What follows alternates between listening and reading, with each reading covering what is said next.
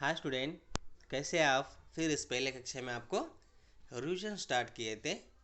Revision में आपको स्वर और व्यंजनिक शब्दों की पहचान, इसके बारे में हम लास्ट क्लास में देख रहे थे। आज के दिन इस स्वर या व्यंजनिक शब्दों के चित्रों के साथ पहचान कर कर फिर आज दूसरे लेसन पर देखेंगे।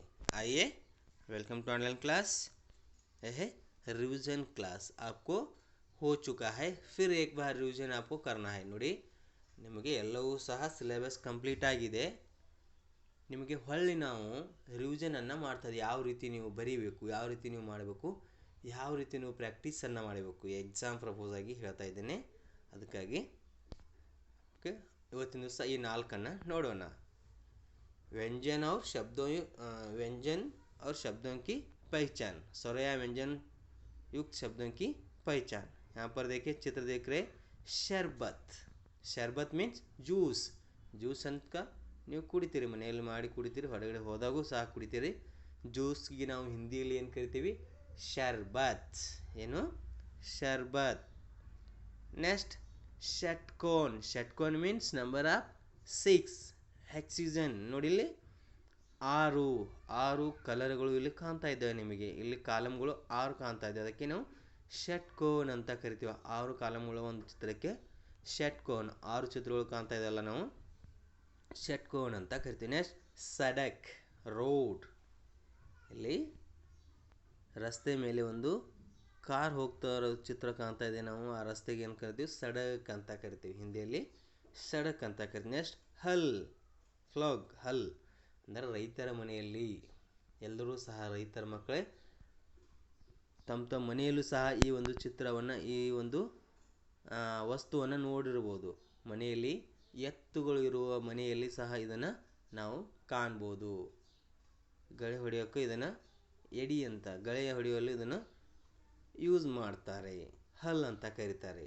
ಒಂದ್ಸಲ ನೋಡಿ, ಶರ್ಬತ್ ಜ್ಯೂಸ್. ಶರ್ಬತ್ ಮೀನ್ಸ್ ಇಲ್ಲಿ ಬಾಟ್ಲಿಯಲ್ಲಿ ಶರ್ಬತ್ತನ್ನು ತುಂಬಿಟ್ಟಿದ್ದಾರೆ, ನಾವು ಜ್ಯೂಸ್ ಅಂತ ಕರಿತೀವಿ. ನೆಕ್ಸ್ಟ್ ಷಟ್ಕೋನ್. ಇಲ್ಲಿ 6 ಚಿತ್ರಗಳ ಒಂದು ಚಿತ್ರಕ್ಕೆ, ಬಣ್ಣಗಳುಳ್ಳ ಒಂದು ಚಿತ್ರಕ್ಕೆ ನಾವು ಷಟ್ಕೋನ್ ಅಂತ. ಷಟ್ ಮೀನ್ಸ್ 6. ನೆಕ್ಸ್ಟ್ ಸಡಕ್, ರೋಡ್. ನೆಕ್ಸ್ಟ್ ಹಲ್, ಫ್ಲಾಗ್.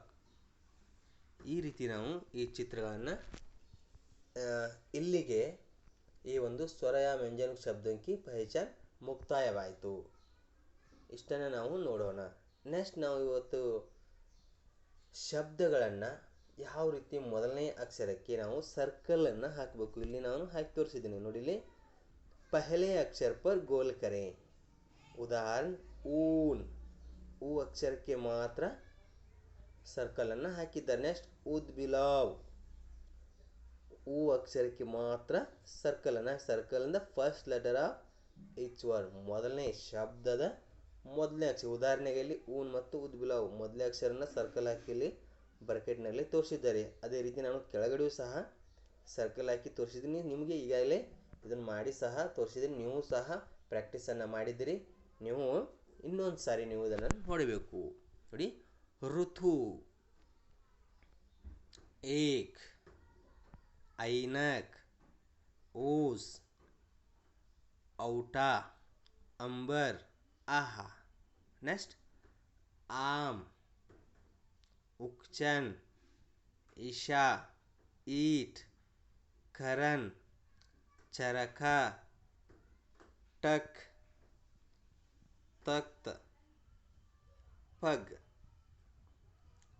ಎಲ್ಲ ಶಬ್ದಗಳ ಮೊದಲನೇ ಅಕ್ಷರಕ್ಕೆ ಏನು ಮಾಡಬೇಕಾಗಿದೆ? ಇಲ್ಲಿ ಸರ್ಕಲನ್ನು ಹಾಕಬೇಕಾಗಿದೆ. ಎಕ್ಸಾಮಲ್ಲಿ ಬಹಳ ಇಂಪಾರ್ಟೆಂಟ್ ಆಗಿರುತ್ತೆ. ನಿಮಗೆ ಸಹ 5ರಿಂದ 10 ಮಾರ್ಕ್ಸ್ ಬಂದೇ ಬರುತ್ತೆ.